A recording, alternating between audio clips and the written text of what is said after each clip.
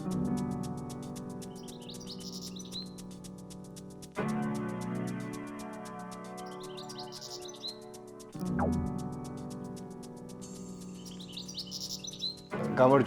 გამარჯობა. მადლობა იმისთვის, რომ დაგვთანხმდით. აი ახლა სანამ დავიწყებდით დიალოგს, თქვენ გძანეთ, რომ ძალიან ეცადეთ თქვენზე არჩევანი არ შეეჩერებინათ და არ ყოფილიყავით პირველი ჩვენს ამ პოდკასტების სერიაში, მაგრამ პატარა მცდელობა მქონდა, მაგრამ მაინც მიხარია, რომ ამ შემთხვევაში ამ მიზანს თავი ვერ გაართვით და ჩვენთან აღმოჩნდით.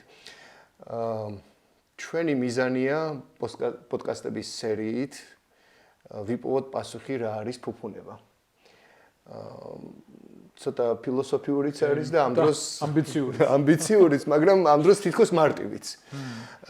მაგრამ პრინციპში ალბათ აღქმაც ფუფუნებისა სუბიექტურია, იმიტომ რომ ცივილიზაციათა ცვალებადობასთან ერთად ისიც იცვლებოდა და აღქმადობა ფუფუნების მიმართ სრულიად სხვადასხვანაირი იყო, ევოლუციური იყო და არ ვიცი, მატერიალურიდან დღეს შეიძლება შესაძლოა დღეს უფრო მეტ აქცენტს ვაკეთებთ რაღაცა სულიერს, მენტალურს თუ სიმშვიდის პოვნის კუთხით.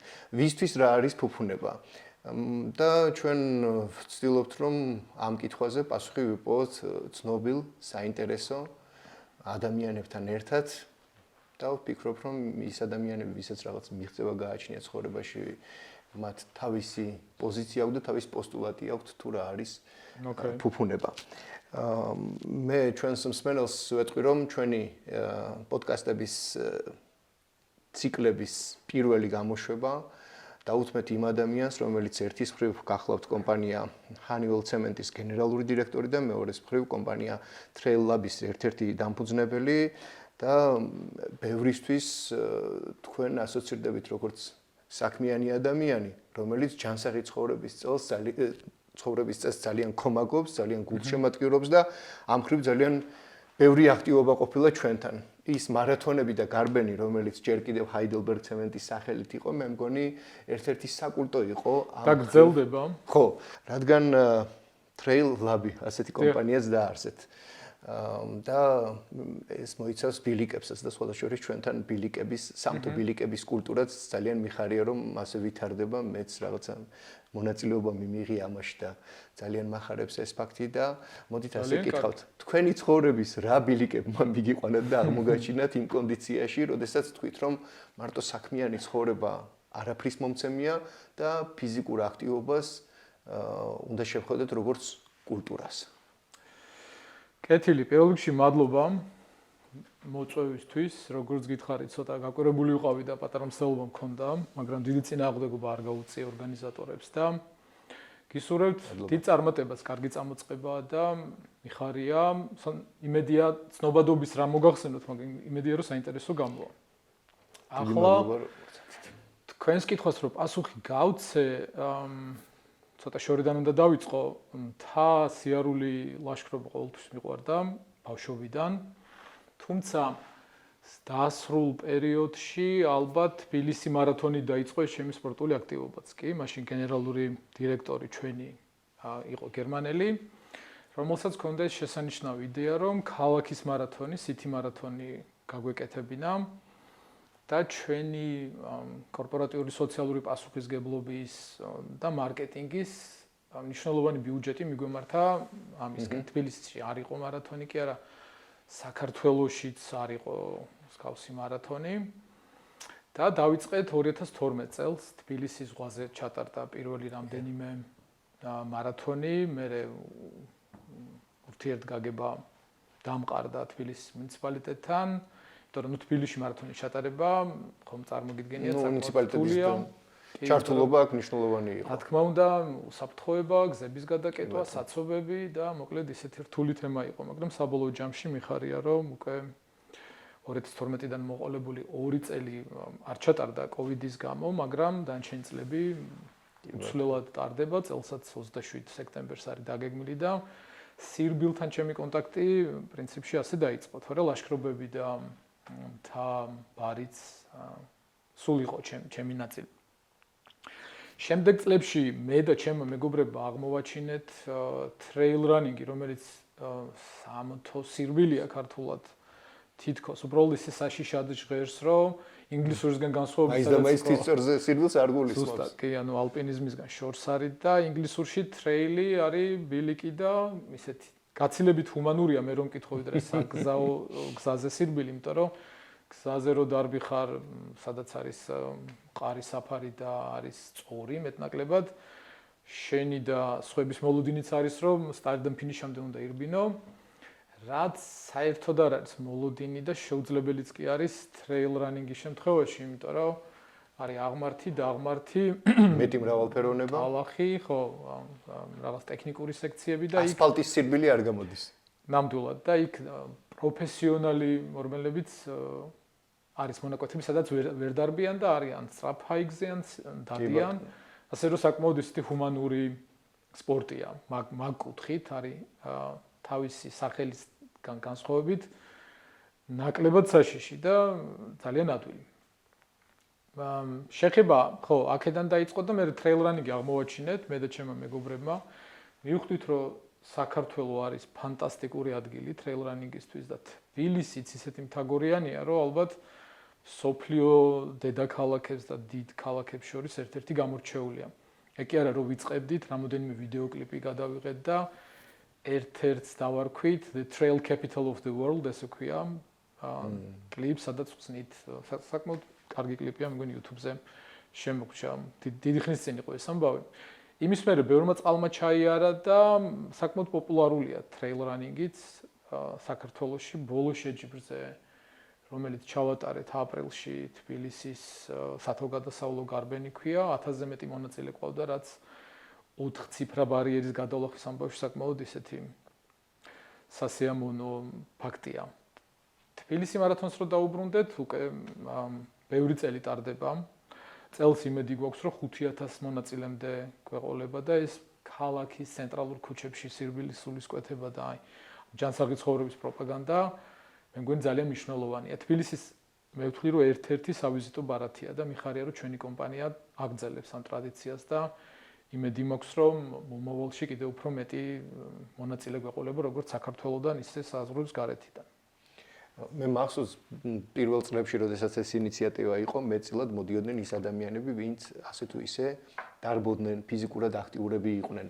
და პირველი აღქმა იყო, რომ კარგია, რომ საშუალება გვაქვს გამოვიდეთ ჩვენი შესაძლებლობის დემონსტრირებისთვის და მეტი წელი ეს ხალხი ხვდებოდა ერთმანეთს და რაღაც თემი იკრიბებოდა. ხო, მაგრამ დროთა განმავლობაში იგივე სამსახურშიც რო ვაკვირდებოდი, მე სხვებიც ერთვებოდნენ. ვიღაცა ხვდებოდა, რომ შეიძლება ამდენი კილომეტრის სულად ვერ გაირბინოს და თუნდაც კილომეტრი ნახევარი, მაგრამ იქ იმ შემადგენლობაშია გარეთ არის, მახსოვს კახეთშიც იყო თუ არ ვწდები გასვლა, ხო?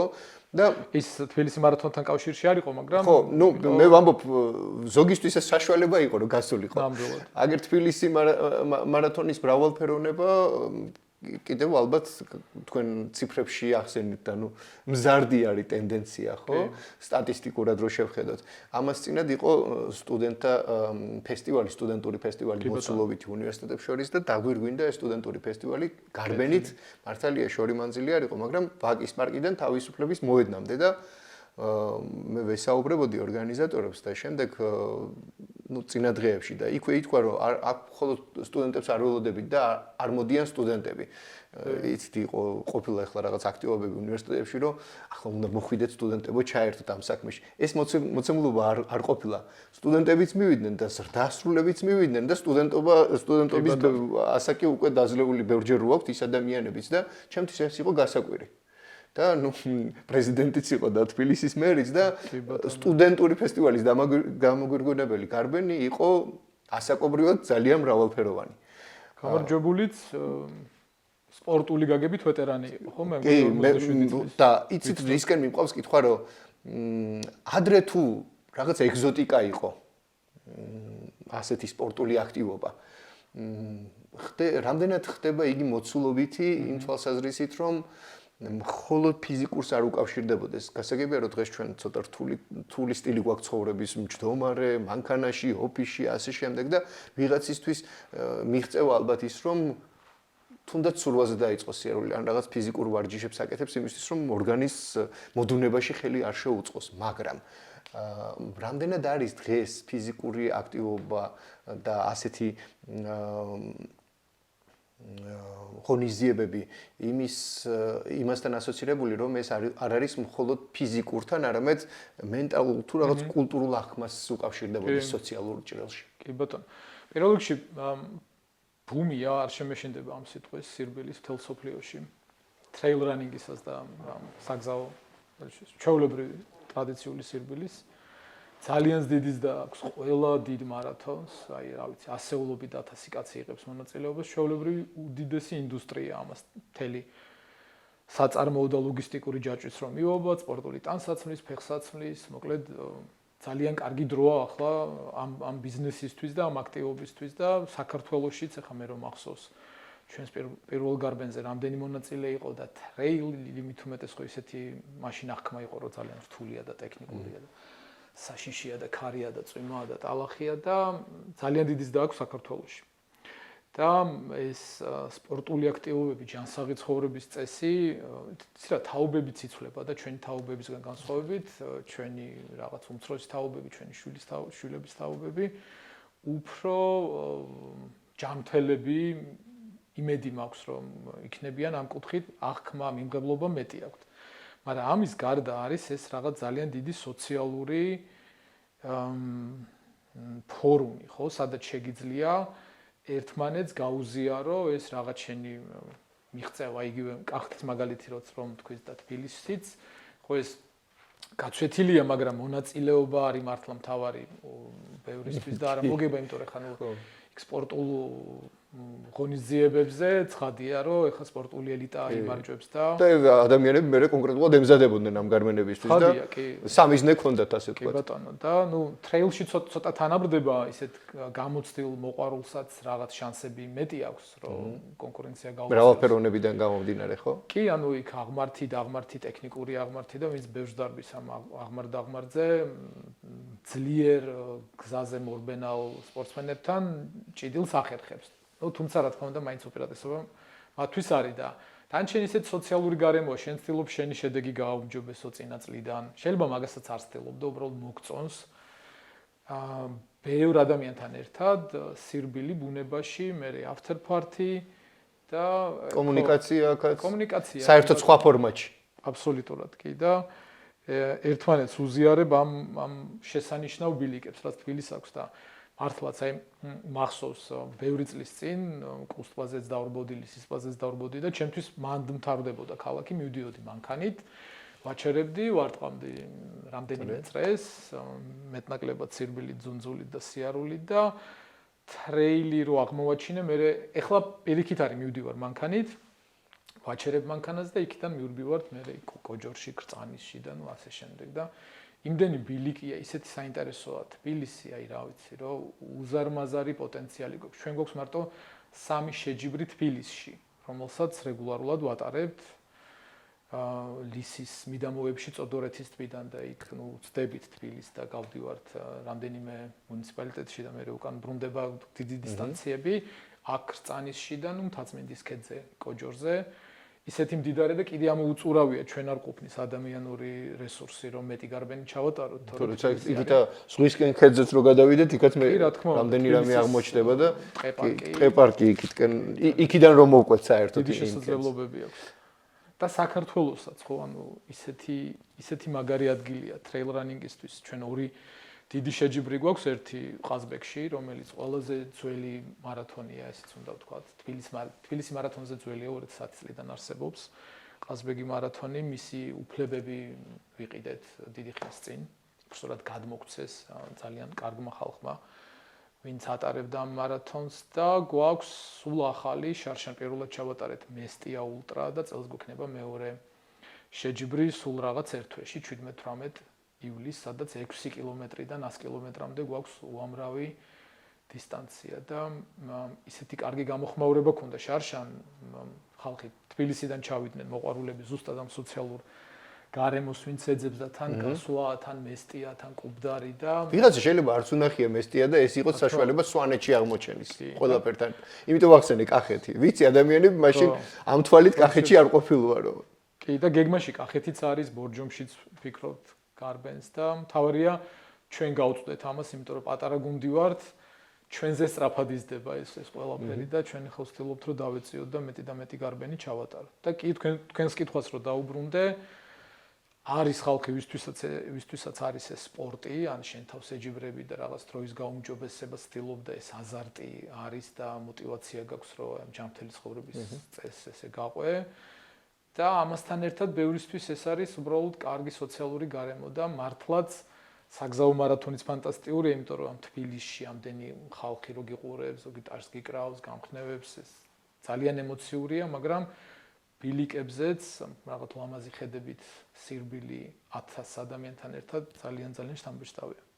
თქვენ რაც ახსენეთ, აი ეს მრავალფეროვნება, თუნდაც თბილისის და შემდეგ საქართველოსი, ხო, ჩვენ ეს გჭირს კარგი გაგებით, რომ იმდენად მართლა სიღრმისეულია და სხვადასხვა გვარია, რომ ერთი რასაც ჩვენ გვაქვს თვალი შეჩეული, თქვა, რასაც თვალი შევაჩვიეთ, ქალაქს, ქვეყანას ეს ერთია და იმის სიღრმეებში თუ არ წავედით, აღმოჩენაც არ გვექნება ჩვენი ქვეყნისა, რომელიც მართლა უნიკალურია და მრავალფეროვანია. ხა დარწმუნებული ვარ, თქვენ უბრალოდ ამ თვალით უყურებთ, თორემ ის რომ თქვა, როგორც ბილიკების მრავალფეროვნება, სარბენი და ასე შემდეგ განსხვავებულია და მოცულობითია თბილისი, ბევრი ვინც აქ ცხოვრობს და აბსოლუტურად არ უყურებს ამ თვალით, იმისთვის ეს ახმადობა არც არის და თბილისი არის ის ჩარჩურაშიც თვითონ ხედავს. და მეორეს მხრივ ეს ეტაპები ან მოცულობითი განშლა ტურნირებისა რეგიონები ახსენეთ, ხო? და ის რომ ეს არ არის ერთი და ორი ღონისძიება. ალბათ ქვეყნის მთავარ ეკონომიკურ ფაქტორზე, ტურიზმზეც იმოქმედებს, იმიტომ რომ მინიმუმ სირბილით დაინტერესებული ადამიანები ჩამოვლენ და დღე განმავლობაში შეიძლება ამან სხვებიც მოიზიდოს, თუნდაც ინტერესის კუთხით. კი ბატონო. და ამისი ძალიან კარგი მაგალითია ის თბილისი მარათონი, რომელსაც წლებია ყავს ერთგული უცხოელი სტუმრები, რომლებიც ელოდებიან წლიდან წლამდე. წერენ, აბა როდის იქნება, ამ წელს როდის იქნება, ყოველთვის თბილისის მერიასთან ვათანხმებთ, იმიტომ რომ ხშირად ემთხვევა თბილისობას. ისიც მოძრავია, მესამე კვირა, მეოთხე კვირა და სულ ამ ეს დილემა გვაქვს როდის იყოს და ხალხი წერს გაუთავებლად, რომ გითხარის ბოლოს და ბოლოს როდის იქნება და ძალიან კარგი მაგალითია თბილისი მარათონი, რომელსაც ყავს ისტორიულად ბევრი უცხოელი მონაწილე და რა თქმა უნდა ტურიზმის ნაწილია ეს ხალხი. ადრე რეგისტრირდება, იმიტომ რომ ცდილობენ მთელი წელი დაგეგმონ. ჩვენ ცოტა ვაგვიანებთ თარიღის გამოცხადებას, იმიტომ რომ ემთხვევა ხშირად თბილისობას, ის თავის მხრივ მოძრავია და ამ შეთანხმებაში. კი, მაგალითად ამ თბილისი მარათონის თარიღი გამოვაცხადეთ მხოლოდ ივნისის დასაწყისში, ველოდებოდით იქ რუსთაველის რაღაც ტექნიკურ თემებს, მე შეიძლება მარშრუტი შეცვლილიყო. და ეს ხალხი გაუთავებლად გწერდა, გვეჩხუბებოდა რომ დროზე გამოგვეცხადებინა და ასობით მონაწილე ჩამოდის უცხოეთიდან და როგორც წესი მოყავთ თავისი ოჯახის წევრები, არ ჩამოდიან ერთი დღით, რჩებიან, იქ შეიძლება კახეთს წავიდნენ, რამდენიმე ბოთლი ღვინო იყიდონ, დალიონ და ასე შემდეგ. Trail running-იც ძალიან საინტერესოა, იმიტომ რომ ყაზბეგი მარათონი განსაკუთრებით მესტია ულტრაც, ისეთი საერთაშორისო დონის ღონისძიებებია, სადაც ტექნიკურობა ხო კავკასიონზე და დისტანციის სიგრძე 100 კილომეტრამდე ადის მესტიის ყველაზე დიდი მანძილი, იზიდავს ამ უცხოელ მორბელებს. მესტიაში საიდან სანამდეა?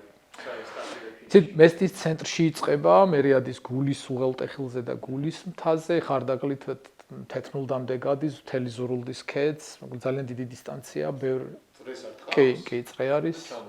კი, ბევრი ისტორიულ სოფელში გადის, ისეთი ძალიან საინტერესო მარშრუტია რა, მეც კოშკების მარშრუტია. მათ შორის კოშკების და თოვლიანი მწვერვალების, იმიტომ რომ 3300-ზე ადის ზღვის დონიდან ეს მარშრუტი. ამ მხრივ ყაზბეგი მარათონიც გამორჩეული. სიმაღლეზე? კი, თეთნულდის ინფრასტრუქტურას, კაფეში გვაქვს ჩვენი ერთ-ერთი თავარი სადგური, ამ დიდ დისტანციებზე გვაქვს ბევრი სადგური, სადაც მორბელები უნდა გაჩერდნენ, ჭამონ, დალიონ, ბევრ ადგილას ტანსაცმელი გამოიცვალონ. ასე შემდეგ, ხო, იქ უნდა სპეციალური მათ აქვთ რაღაც სანავიგაციო სისტემა, იქ უნდა დაფიქსირდნენ, დარეგისტრირდნენ, რომ ნახოთ, რომ გაიარონ სპეციალურ ჩეკპოინტში. და ამ ხრივ და სხვა შორის trail running-ი ძალიან კარგი ინდუსტრიაა ტურიზმისთვისაც, იმიტომ რომ ეს ხალხი კიდევ უფრო დიდი ხნით ჩამოდის, თან მეგობრობენ ალკოჰოლთან როგორც წესი, ცოტა დოზით და უყვართ რამდენიმე დღით ადრე ჩამოსვლა როგორც წესი ოჯახის წევრებთან, მე პასტა ფართი უნდათ, მე სირბილის მე კიდევ უნდა ირთვან ქართული სამზარეულო და რა თქმა უნდა ხელს უწყობს ეს. საქართველოში განსაკუთრებით ალბათ თბილისი მარათონი, მესტია ულტრა და ყაზბეგი მარათონი ამ ხრივ გამორჩეულია. ის რაც რაღაც ნორმა იყო, ყოველდღიურობა იყო ათეულობით წლების წინ და დღეს რასაც ქვია რაღაცა სოციალურ კულტურული ღირებულება, რასაც მიენიჭა, რასაც ქვია ჯანსაღი ცხოვრების წესი. ეს არის მცდელობა ადამიანისა, რომ გაიხსენოს ბავშვობა? ტექნოლოგიების ეპოქაში მყოფ, მაგრამ მხოლოდ ბავშვობა, არამედ მართლაც რომ ეს ფიზიოლოგიურია და ამას ჭირდება მხარდაჭერა, იმიტომ რომ ადრინდელი ცხოვრების წესი ის რომ თქვათ ადამიანი დილით ადგებოდა და აბინავებდა არ ვიცი საქონელს წავიდოდა მე ყანაში დაამუშავებდა მოვიდოდა და ანუ ეს უწევდა ხო და უნდა და არ უნდა და ეს ფიზიკური მზაობა ჯანსაღი ცხოვრების წესი გამოდიოდა ხო ის იმიტომ რომ ჯანსაღი კი არა და თვითგადარჩენის ცხოვრების თავარი წესი იყო და დღეს ეს მოდუნებითი მდგომარეობა იძულებულს ღვთის რომ რაღაცა გაგვახსენოს მაგრამ ეს ფუფუნების საგანია როგორ ფიქრობთ თქვენ თუ ცდელობა ადამიანისა შეინარჩუნოს თავისი ფიზიოლოგიური აქტივობის საჭიროება იმ დროს როდესაც ყველაფერი გვეხაჩება იქით ტექნოლოგიაში რომ შენ წამოწექი მე მივხედავ შენ ჭურჭელი არ დარეცხო ჭურჭლის არესი მანქანა გაგტანსასმელი არ გარეცხო უბრალოდ ჩაყარე ახლა უკვე ესეც გვეზარება ეს ჩაყრაც ალბათ ორივე ხო პირველ რიგში ცდელობა რომ მეტი ვიმოძრაოთ და ეს ჩვენი დაჟანგებული სახსრები გავამოძრაოთ და ჩემთვის კარგი ტესტია შვილები, ხო? ანუ შემდეგი თაობა. შენ ნებისმიერ შემთხვევაში გინდა რომ შენი შვილი იყოს ჯანმრთელი, ხო? ანუ ალბათ არ მოწიოს სიგარეტი, თქვათ ნაკლები ალკოჰოლი, ჯანსაღად იკვებოს, მეტი იმოძრაოს, სადაც შენ შეიძლება იზარმაცო და დაზოგო შენი თავი შეიძლება შვილს უჩიჩინო, წააქეზო, წაახალისო.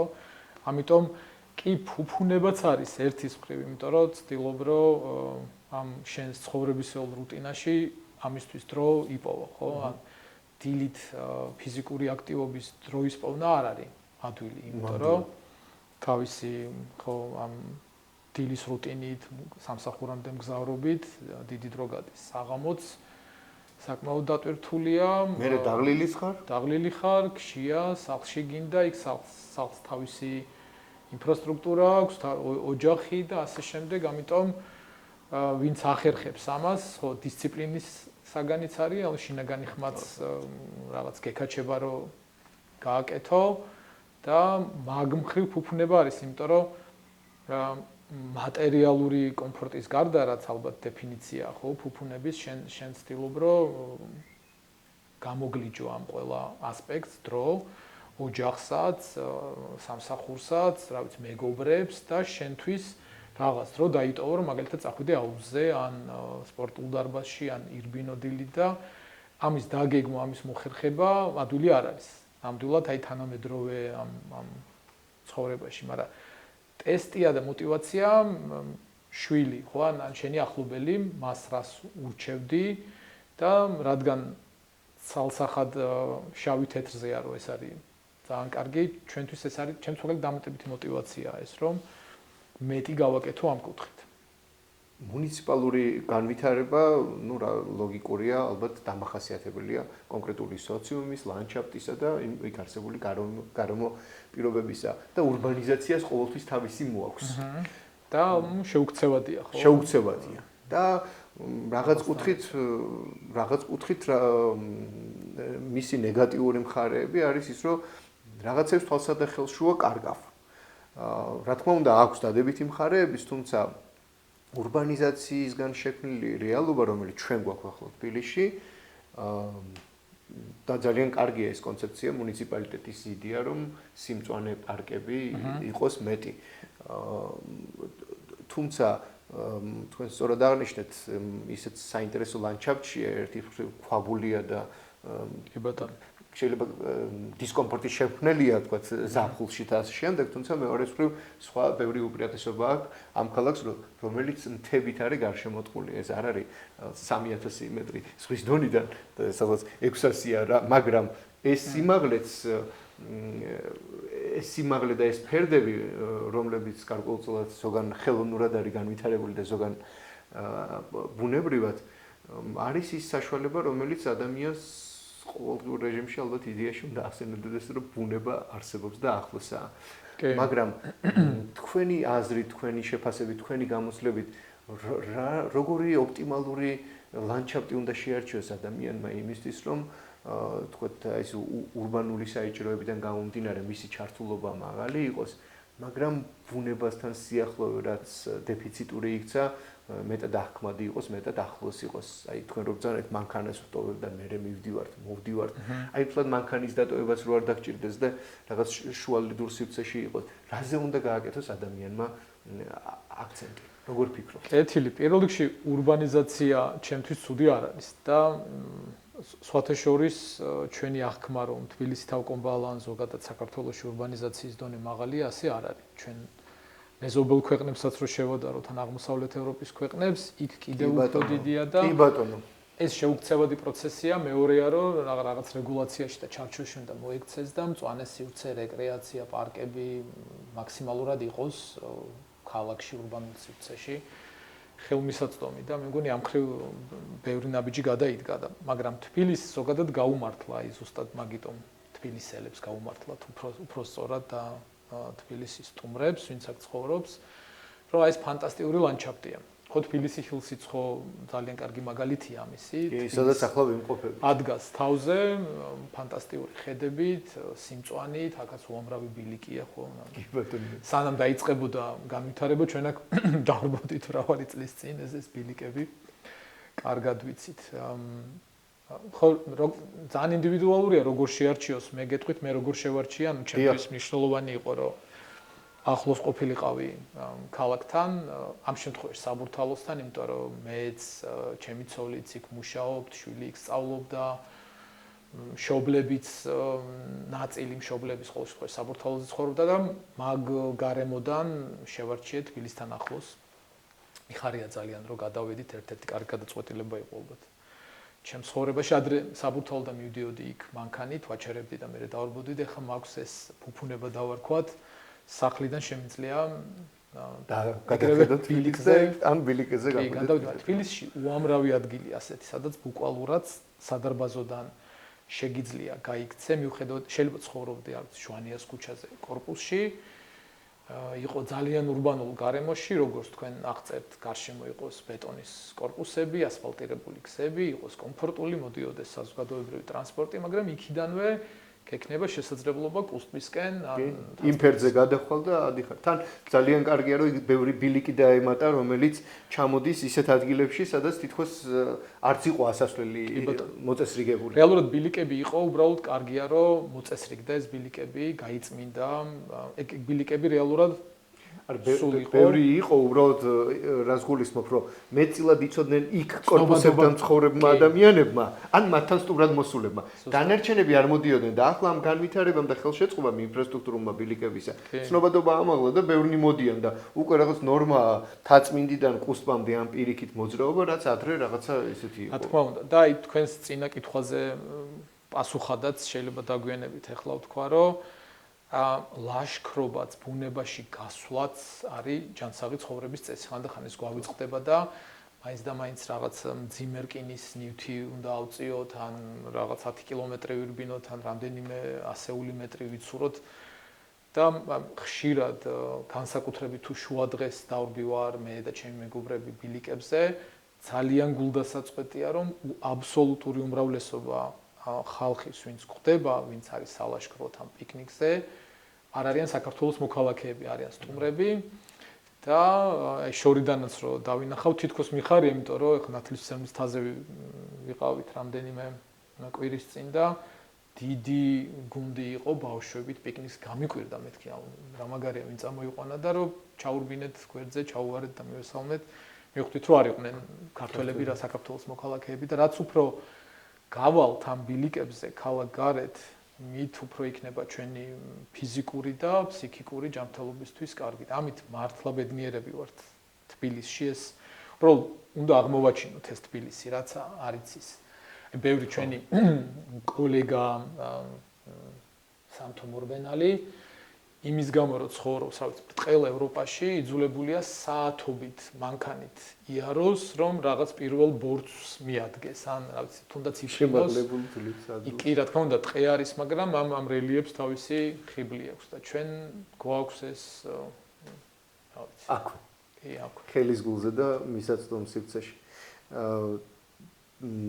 ბევრი რამდენიმე ათეული წლის წინ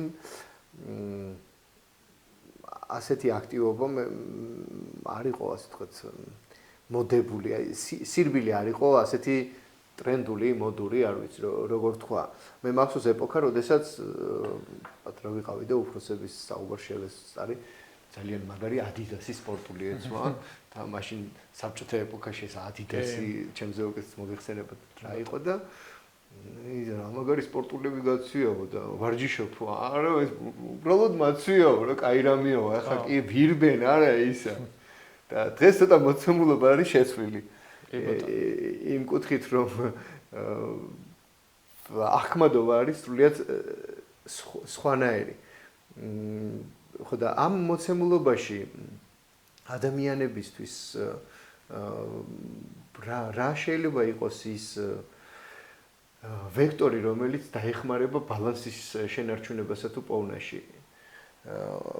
მატერიალიზმი ფინანსური უზრუნველყოფა ხო ჩვენ ბევრი ვისაუბრეთ როგორი მართლა შეიძლება ფუფუნება იყოს ცხოვრების ჯანსაღი წესის კუთხით ვარჯიში ცურვა და შემდეგ მაგრამ რო ავიღოთ ბევრისთვის ეს შეიძლება ვიღაცას დროც კონდეს მაგრამ ფინანსურადაც გაუჭირდეს მაგრამ მეორესური ჩვენ ისიც უნდა გავიხსენოთ და ძალიან კარგია რომ მუნიციპალიტეტებში უბნებში კორპუსებს ქვეშ ძალიან კარგი ინფრასტრუქტურა ელემენტარული ვარჯიშებისთვის ხო და ძალიან მიხარია იქ რომ ზრდასრულ და თუ პატარებს ხედავ და ვარჯიშობენ მე ვფიქრობ რომ ეს კიდე ტოტალური უნდა იყოს საერთოდ და ძალიან მიხარია როდესაც მსგავს ინფრასტრუქტურას მე ვაწყდები სადღაც სოფლებში და რაც ადრე იყო მოგეხსენებათ ერთი 10-20 წლის წინ ეს იყო ეგზოტიკა და ქალაქის ცენტრს სადღაც ის ადგილას იყო სოფელში რა თუნდაც არ ვიცი ან როგორი ახმადობა იყო ახლა სოფელში ამას რო ხდები რო ვხედავ ახმა მაქრო აი როგორ ვითარდება ბევრი რამე და მიმღებლობა და ერთის მხრივ ჩვენ უნდა ვიზნოთ ფინანსურზე მატერიალურზე მეორეს მხრივ აგერ ორგანიზმი გეუბნება გაიხედავ გამოიხედავ სამწუხაროდ რაღაცა შაქარი ისეთია თითქოს მტვერს გადააქვს და ვრცელდება ორგანიზმი გახსენებს რომ რაღაცა უნდა უქნა შენ თავს თან ჩვენ მერეს ხალხი ვართ თან გინდა რომ გახვიდე აი ესეთი გამოწვევები გაქვს მატერიალურიდან დაწყებული და შინაგან მე ეს ყველაფერი ფსიქოლოგიურამდე მოდის მენტალურამდე მოდის თანამედროვე ადამიანისთვის რა შეიძლება იყოს ის თავარი საორიენტაციო ბალანსისთვის რომელიც დაეხმარება რომ აი ამ მატერიალურიდან დაწყებული შინაგანამდე რაღაცა ბალანსი შეინარჩუნოს აი ამ სიჭრელში სადაც ბევრი რამე შესაძლებელია და თითქოს იდენტობის შენარჩუნება თუ რაღაცა შინაგანი კომფორტის შენარჩუნება უფრო რთულდება ბალანსი ხო ალბათ გადამწყვეტია იმიტომ რომ ჩვენი ცხოვრების წესი ზოგადად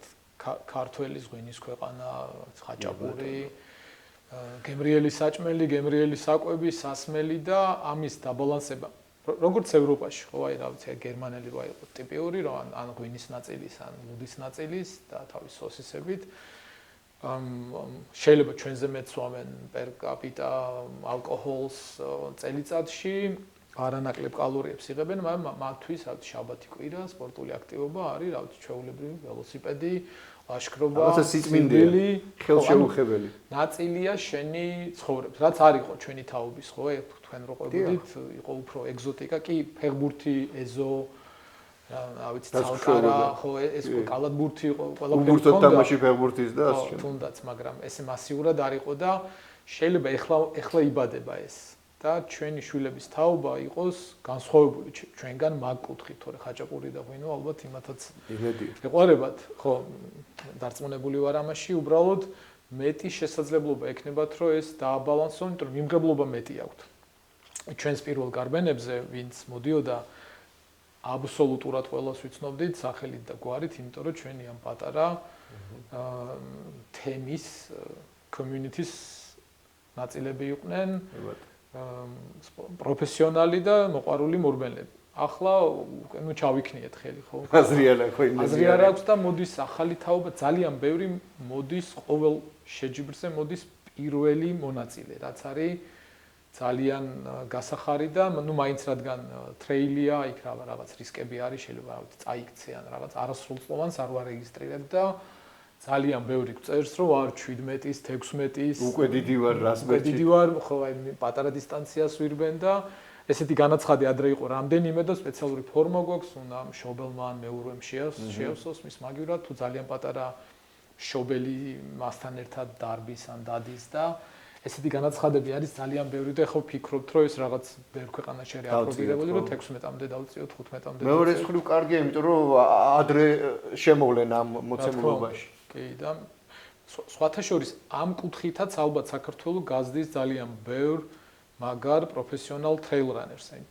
ჩვენ თაობაში არც ვიცოდით, ხო ეს ალბათ 2012, 13, 14 წლებში შემოვიდა საქართველოში ეს და მართლა რამდენიმე ვიყავით, ვისაც ტრეილ ბოტასები ჰქონდა და გზის ბოტასებით არ დავრბოდით და ეხლა არის ათასობით ადამიანი და ესეთი რელიეფის ქვეყნებს ყავთ ძალიან ძლიერი და ცნობილი მორბენლები ევროპაში, ესპანელებს, იტალიელებს, ფრანგებს, ავსტრიელებს და მე მგონი ჩვენ წინ გვაქვს ეს რომ გავზარდოთ ძალიან მაგარი ტრეილრანერები სხვა სპორტსმენებთან ერთად. ამ ფიზიკური ბალანსის გარდა ხო ნუ ეს საქართველოში არ ამაყ ყველგან ეს სტრესი და ეს ნოიზი ამ ყოველდღიურობის გაჯეტების და სოციალური მედიის სამსახურის და ეს უთამდე იქნება. შეიძლება ჩვენ თაობას გაცილებით მეტი ქონდეს ეს პირიქით და ვიდრე ჩვენ ქონდა, ხო? ჩვენი ბავშვობა უფრო ის იყო ანალოგური, ხო, ნაკლებად ციფრული, რაც ძალიან მაგარი იყო. კი.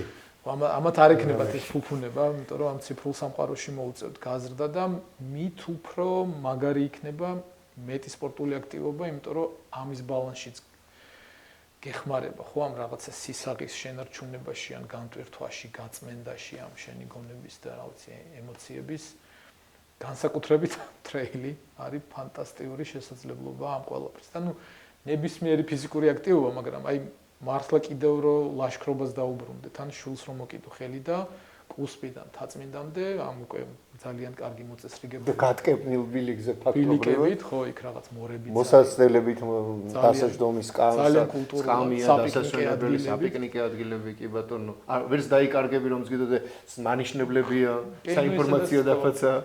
ხო, რაღაც გადახედავ და ორიენტაციით ქალაქის მიღწევის სათხარ დაახლოებით, ხო. ბატონო დავით, თქვენ იმ თაობის წარმომადგენელი დანდებით, რომელმაც რაღაცა ბნელი 90-იანებიდან აი დღევანდელ ჭრელ რეალობამდე მოვიდა და დროთა განმავლობაში ჩვენ ფუფუნებაზე ვსაუბრობთ და ფუფუნების აღქმა თუ ფუფუნების საგნები მე მგონია თქვენთვისაც აი ამ სოციუმში ყოველ რაღაც პერიოდში იცვლებოდა და იცვლებოდა. მე მგონია რომ ჩვენ ის დავუბრუნდით, რომელიც ფუფუნების საგნის ცვალებადობას ძალიან სწრაფ ტემპში აგვირდებოდა, ხო? ბევრი გამოიცვალა. ხო, ჩვენ რაღაც ეს ამბობენ ჩინური წყევლაო გარდაქმნების ეპოქაში გეცხოვროსო და ბევრი გამოვიდა. ამ წყევლაში მოვყევით თუ მეორე მხრივ კარგ რეალობაში ვართ რომ მუდმივად საინტერესო პროცესებს ვაკვირდებით, ეს არ ვიცი ცალკე შეიძლება დალოცვაც იყოს. ხო, საგანია. ალბათ ახმადობაზეა მაინც დამოკიდებული. თქვენი აზრით, ჩვენი პროგრესი ფუფუნებისადმი დამოკიდებულების ახმადობის თვალსაზრისით, ეს ევოლუცია, რომელიც ძალიან სწრაფად გავიდა, ხო, კომუნიზმის ეპოქაში, რაღაცა ერთი კონკრეტული იყო და მე 90-იანებში, როცა სამოქალაქო ომი, აფხაზეთში ომი და უბედურება იყო, ვისაც უფრო კარგი იარაღი ჰქონდა, ეს მაშინ ფუფუნების საგანიც იყო და უსაფრთხოებისაც, ხო? უსაფრთხოებაც ფუფუნება იყო. ხო, მაშინ უსაფრთხოებაც ფუფუნება იყო. როგორ მახსოვს, ბავშვების მკვეთრად მზერა დამრჩა. რა მნიშვნელობა აქვს ვინ იყვნენ, გააჩერეს მანქანა და ნუ გადმოვიდნენ მანქანის კარი, მაშინ 0-6-დან 0-7 მანქანა იყო და სავეცკი Mercedes რო ეძახდნენ, ხო, საბჭოური Mercedes 07 ამ კარში იარაღი ქონდა გარჭევილი, გამოიყო და ეს AKS-U არისო, ანუ სპეცნაზელთა შემოკლებული. აი, ხო, და ეს იყო იქ, ყველას ეკიდა, ვინც იქ იდგნენ. მაგრამ ეს იყო რაღაცა განსაკუთრებული, აი, ნუ ეს მას ფუფუნების ეს საგანი გამოარჩევდა, ასე ვთქვათ. და გამოიარა ჩვენ ეს მოცემულობა და დღეს ვარ კითხვა მიმყავს აი. აი ეს ევოლუცია, რასაც აკვირდებოდი თქვენი სუბიექტური ხედვით.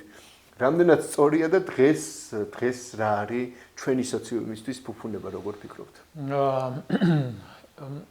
ნუ რაღაც მატერიალური კომფორტი არის, ხო, ყველა ვარიანტში რაც ალბათ აბსტრაგირდეთ აქედან და თქვათ რომ მატერიალური არის, რაღაც ამ ნივთებიან. რაღაც კომფორტს ადამიანი ყოველთვის ეძებს, ხო, გინდა უკეთესი. გარემო უკეთესი მანქანა, სახლი, ცდილობ ყველაფერს განვითარებას და თავი რომ მოვიტყუოთ და ერთმანეთს მოვატყუოთ, ხო, ყველა ადამიანი ცდილობს, რომ ამისკენ იაროს. მეორეა, რამდენად მიჯაჭვული ხდები და განცალკევება თუ შეგიძლია ამისგან მარტივად, მაგრამ მე ვიტყოდი თან დამოკიდებული რო არ ხდები, ხო, და ზოგადად მთელ ამ ინფრასტრუქტურაზე. მე ვთვლი, რომ თანამედროვე ეპოქაში ალბათ თავარი ფუფუნება არის მეტი თავისუფალი დროის მოპარვა, ხო, ანუ მეტი ეს რაღაც გეჯეთები, განვითარება, ხელოვნური ინტელექტი, მას შეიძლება შექმნას ისეთი გარემო, რომ შენ შეძლო მეტი თავისუფალი დრო გქონდეს შენი ოჯახისთვის, შენი იმას კი არ ამბობ რომ არ უნდა იმუშაო და ხო, ანუ სამსახურის და თავისუფალი დროის ბალანსმა რაღაც სხვაგან წაიყვანა, მე მგონი განსაკუთრებით განვითარებული ქვეყნები და ეხლა პირიქით ცდილობენ რომ შრომის ეთიკა, შრომის მოყვარეობა და ეს არ გაიმაზოს.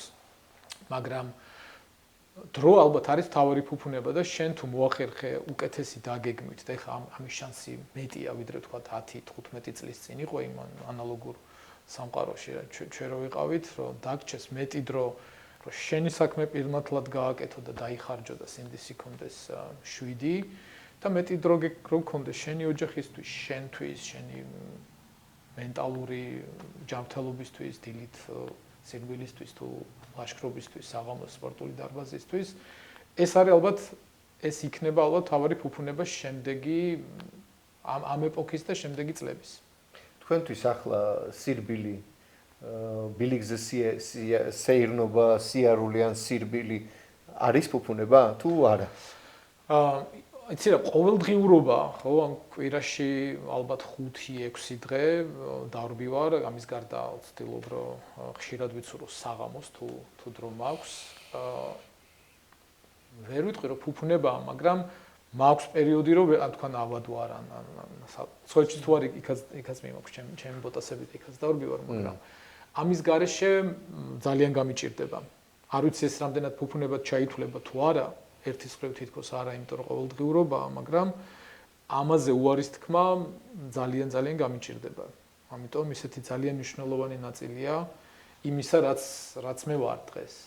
ის რომ შემიძლია ბილიკებზე სირბილი. გასაგებია. თქვენთვის რა იყო პირველი ფუფუნება, რომ იგრძენით, რომ ეს ფუფუნებაა ჩემთვის, რა მაგარია? ანუ პირველი რომ აღმოვაჩინე, ისევ ამ სფეროში რომ ჩაურჩეთ, ძალიან შორს ვარ წავიდეთ. აღმოვაჩინეთ, რომ ეს ბილიკები არსებობს და კუსტვაზე არ თავდება თბილისი და მაკედანი იწყება მთელი თავგადასავლები. მეორე რომ მივხვდით, რომ დიდი დისტანციების დაფარვა შეგვიძლია ფეხით და აი შეგვიძლია, რა ვიცი, რამდენიმე ათეული კილომეტრი გავირბინოთ თბილისიდან და ჩავიდეთ, რა ვიცი, მანგლისში ან კასპიის რაიონში ან სადღაც გომბორის ქედზე. სადაც ხალხი მანქანითაც არ არის ნაპობი ან გავლით თუ ანაპო. ხო, და ხო, სამანქანო გზებმა კიდე შეცვალა ჩვენი წარმოდგენა, იმიტომ რომ მაგალითად დიდგორის მონუმენტთან რომ მიხვიდე, შეიძლება, რა ვიცი, საათნახევარი დაჭერდეს. გინდა ცხეთის მხრიდან, გინდა აქიდან დიდწრეს არტყამ. დიდწრეს არტყავ არა და ბილიკი შეიძლება, თქვა წოდორეთის ტბიდან 9.5 კილომეტრში მიხვიდე. ფაქტობრივად მოკლეზე ჩააჭრი შედარებით პირდაპირ. ხო, ნუ ააჭრი ან იქიდან. ხო, ნუ გააჭრი როგორც მაგრამ ხო, ეგ ეს იყო ძალიან კარგი განცდა, იმიტომ რომ ბევრი რაღაც დავგეგმეთ და მე ვნახეთ, რომ A პუნქტიდან B პუნქტში შეგვიძლია მივიდეთ და ადრე თუნდაც ჩემს ლაშქრობის ეპოქაში რო ეს ვერ წარმოგვედგინა, იმიტომ რომ იყო რამდენიმე დღის სავალ მონაკვეთზე და კარვებით და მთელი ლოგისტიკა და ეს უნდა დაგეგეგმა. ჩვენ მივხვდით, რომ ის გაკეთება შეიძლება რამდენიმე საათში და მე გავაკეთეთ და ბევრი ისეთი ტურისტული მარშრუტი, რაც ცნობილი საქართველოში, ან ლაგოდეხის შავი კლდეების, ან ბორჯომხარაგაულის, სადაც წერია რომ არის რაღაც 3 დღიანი და მანძილი და იქ თავშესაფრებია რომ დარჩიან, კარავი წაიღო. ჩვენ ამას უფრო სწრაფად ვაკეთებ და ეს ძალიან კარგი განცდა რა, რომ ამის გაკეთება შეგვიძლია და რეალურად ნებისმიერ ადამიანს შეუძლია, იმიტომ რომ ეს რა მონდომების, რა თქმა უნდა, რაღაც შრომის შედეგია და გაკეთებადია. მახსოვს, სულ რამდენიმე ადამიანი იყო, ვისაც 100 კილომეტრი ერბინა საქართველოში და ჩვენს ერთ-ერთ გარბენზე შარშან რამდენიმე ათეული გოგო ყავს უკვე, ქალბატონი, ახალგაზრდა და არა მხოლოდ ვისაც უკვე ეს მანძილი აქვს, შეჯიბრზე დაფარული, ასე რომ ანუ ერთეულები არ არიან. ერთეულები აღარ არიან, კი. ეს ერთ-ერთი მონაპოვარი ალბათ თქვენი ამ ინიციატივისა თუ ამ მოცემულობისა. აი თუ ადრინდელ შევადარებთ, ადრე ალბათ ფუფუნება თუ ფუფუნების საგნები რაღაც სტატუსის განსაზღვრელი იყო.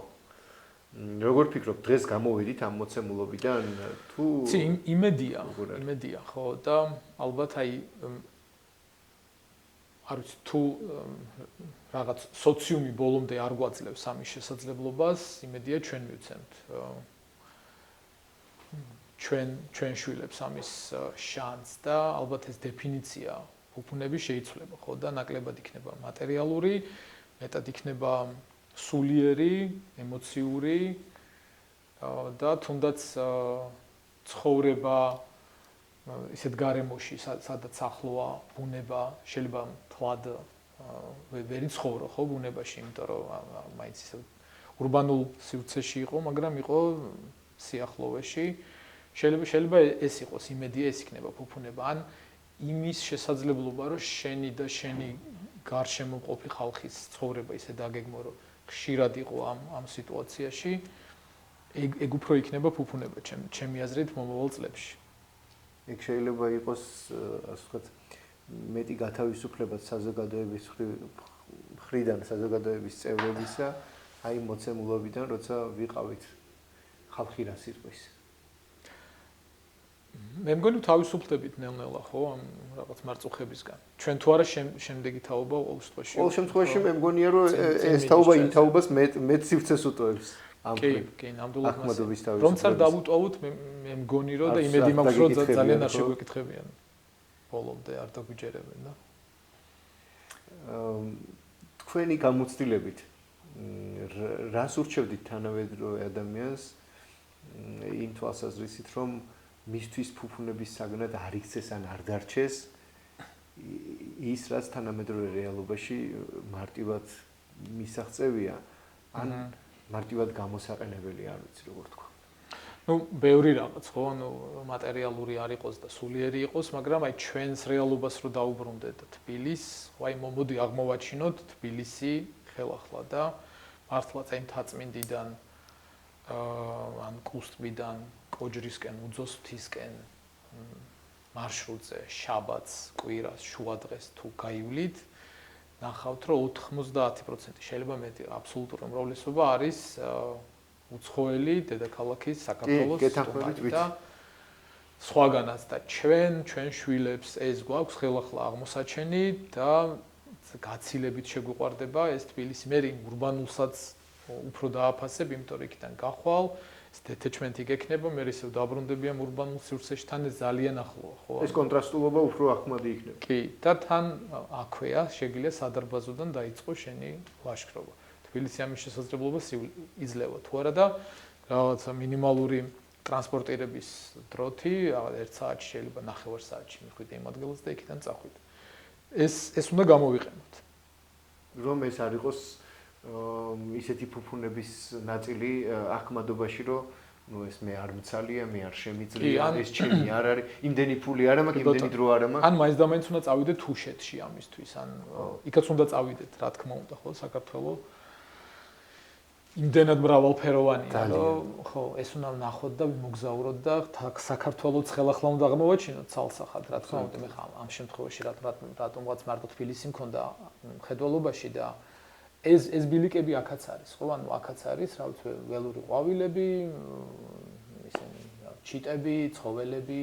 ჩიტების ჰაბიტატი გაცოცხლდა იმ ბილიკის გაკეთების შემდეგ, ჩიტების დაკვირვების ჯიხური გაკეთდა თაცმიდის ფერზე, რაც არ იყო. და მე როგორც ვიცი, ბრუნდებიან კიდევაც და ეს ჰაბიტატი მათი ნორმაშია. კი, ანუ მეც ხვდებოდა, მე მგონი გაუშვეს ბუნებაში მაგ მიდამოებში ბევრი ხოხობი და ეს კიდე ცალკე კარგია ველური ბუნების მხარდაჭერისთვის და აი ამ მოცემულობაში რაღაც ბუნებასთან ჯანსაღი დამოკიდებულების შენარჩუნებაში. ბატონო დავით, რაღაც რეზიუმე რო გავაკეთოთ და დაბოლოებისკენ რო წავიდეთ. თქვენთან ერთად ახლა ვისაუბრეთ მეწილად ჯანსაღი ცხოვრების სტილის ჭრილში ამ ყველაფერზე და ფუფუნებაზე და თქვენი საბოლოო შეფასებით, თქვენი ხედვით თანამედროვე რეალობის ფუფუნების თავარი საზომი რა შეიძლება იყოს, რა არის და რა მიმართულებით ისურვებთ ამ ფუფუნების ორიენტაციის განვითარებას. მივხვდით თავარი პოსტულატი რაც ახსენეთ, რომ მატერიალურზე მეტად შინაგანი, მაგრამ ესეც ალბათ რაღაცა ევოლუციის თუ განვითარების დონეს თუ მოცემულობას უნდა შეესაბამებოდეს. აი, ბოლო სიტყვა და ბოლო რჩევები თქვენი მხრიდან მსმენელისთვის. ალბათ დროის უკეთესი მენეჯმენტი, რომ ბუნებასთან მაქსიმალურად ახლოს ვიყოთ. დროის მენეჯმენტსაც მე მგონი ვსწავლობთ. ახლა. ხო, და ეხლა ბევრი შესაძლებლობა გვაქვს ამისი. ბევრი კომპანია გადადის უცხოეთში ჯერჯერობით, მაგრამ 4 დღიან სამუშაო კვირაზე, არ ვიცი საქართველოში ეს რამდენად ის არის რეალობა, მაგრამ ნებისმიერ სამუშაო დღესაც კი შეიძლება ისე დაგეგმო შენი დღე, რომ რაღაც მონაკვეთი დროის კონდეს შეხება ბუნებასთან, მით უმეტეს საქართველოში, თბილისში, ესეთ ურბანულ ცენტრებშიც კი, ხო ალბათ თბილისი ყველაზე უფრო ისეთი ექსტრემალური მაგალითია, ხო, განსხვავებით სხვა ურბანული და რეგიონალური ცენტრებიდან, ან თუნდაც სოფლებიდან, აქაც კი შეგიძლია შენი ცხოვრება ისე დაგეგმო, რომ მეტი და შენი ახლობლების მეტი შემხებლობა კონდეს ბუნებასთან და ეს ძალიან მოგეხმარება ისევ, რომ ჯანსაღად და წარმატებით იცხოვრო მე ამ ისევ ურბანულ გარემოში. ვიტყოდი ასე, რომ დრო მართო უკეთ, რომ უფრო მეტი დრო გავატარო ბუნებასთან. გასაგებია, რომ ეს არ იქცეს ფუფუნებად, ხელმიუწვდომელ ფუფუნებად. კი, მასეა ნამდვილად. მადლობა სტუმრობისთვის, მადლობა თქვენი აზრის გაზიარებისთვის. პირიქით დიდი მადლობა.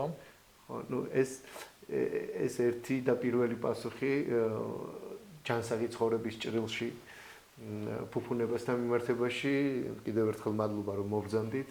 მიხარია რომ ვერ გადააფიქრებინეთ და შემდეგ უკვე აღმოჩნდით ჩვენთან ამ სავარძელზე, გვესტუმრეთ და ვფიქრობ ნამდვილად და ეს გარემო სადაც ახლა ჩვენ ვიყვებით და ვწერთ ახლა ამ პოდკასტს, ალბათ ერთ-ერთი კარგი საშუალება იმისთვის, რომ ადამიანმა ეს ბალანსი შეინარჩუნოს ურბანულ და ტექნოლოგიურ განვითარებასა და ბუნებასთან სიახლოვის თვალსაზრისით, მით უფრო რომ თანამედროვე რეალობაში ჩვენ სირბილზე ვსაუბრობდით და ევოლუცია და კაცობრიობა და განვითარება და მათ შორის რა თქმა უნდა ჩვენ მივდივართ და რაც უფრო ქაოტურია ეს სირბილი, მით უფრო რთულია მე რაღაც ფასეულობების დაჭერა და ღერძის შენარჩუნება და რაც უფრო გააზრებულია ეს სირბილი და დაგეგმილი, რასთანაც ჩვენ ცოტა არ იყოს ზოგჯერ წრალად ვართ ხოლმე, ხო? მით უფრო ფასეულობების შენარჩუნება და ღერძის შენარჩუნებით და არა როგორც კოსმონავტები მაგნიტური ველის დაკარგვის გამო უწონადობაში ასე კი არ განვითარდეთ, არამედ პირიქით რაღაცა ეს მაგნიტური ველი შევინარჩუნოთ ჩვენი, იმიტომ რომ ჩვენ ისეთი კულტურა გვაქვს, რომ დიდად არც გაგვიშვებს, რომც მოვიდობოთ.